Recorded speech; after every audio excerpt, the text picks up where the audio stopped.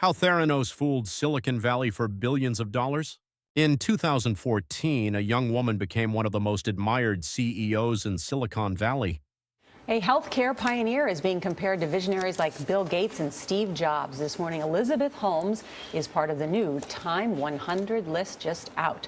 Her mission is to allow blood testing in every drugstore at a fraction of Medicare costs. Her innovation has fueled anticipation in the healthcare industry and made Holmes the world's youngest female self-made billionaire.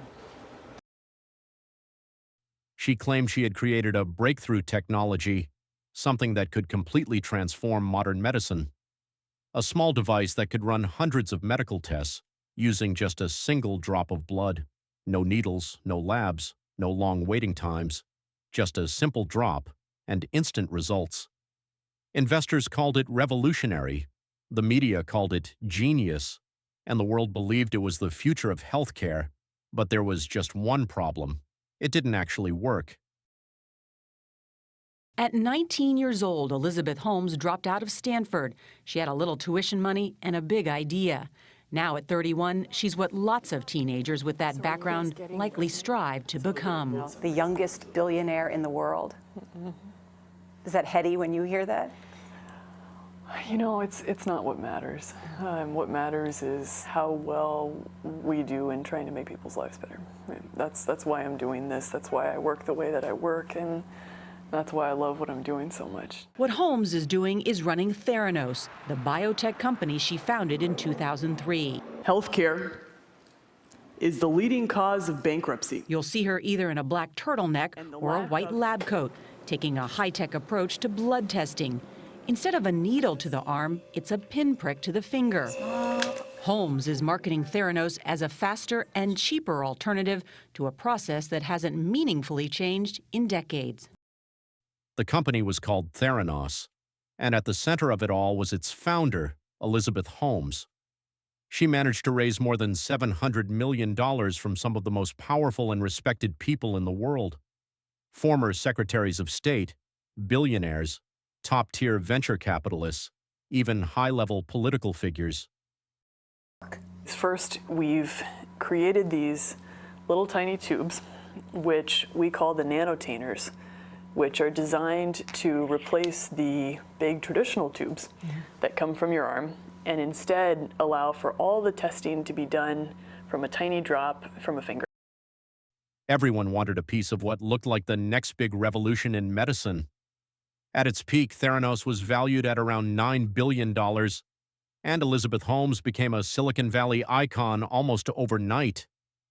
But behind the polished presentations and confident speeches, something was very, very wrong.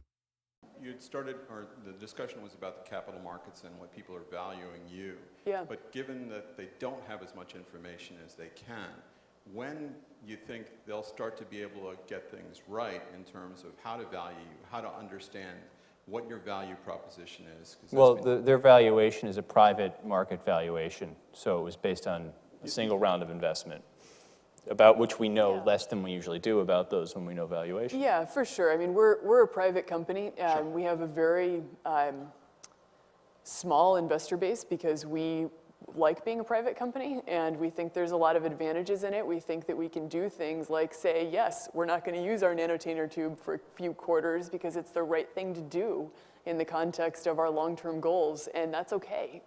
So they make their decision, and we have some pretty sophisticated investors, but you know, I may think about this differently. I actually don't think that our valuation is what matters here. What matters here is the integrity of our data and being able to demonstrate that and continuing to execute on this model that we've created and show that we can realize a shift in this space. And if we do that, our valuation will be realized or potentially continue to go up. And if we don't, it'll go down, and that's fine, right? But we're not doing this because of our valuation.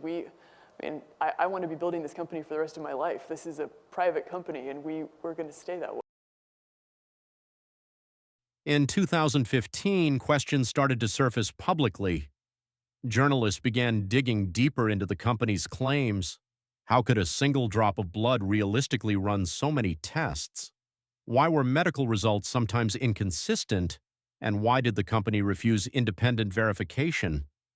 The more people investigated, the more inconsistencies they found. Slowly, the story began to fall apart. What had once looked like a revolutionary breakthrough started to look very different. Not innovation, not disruption, but deception.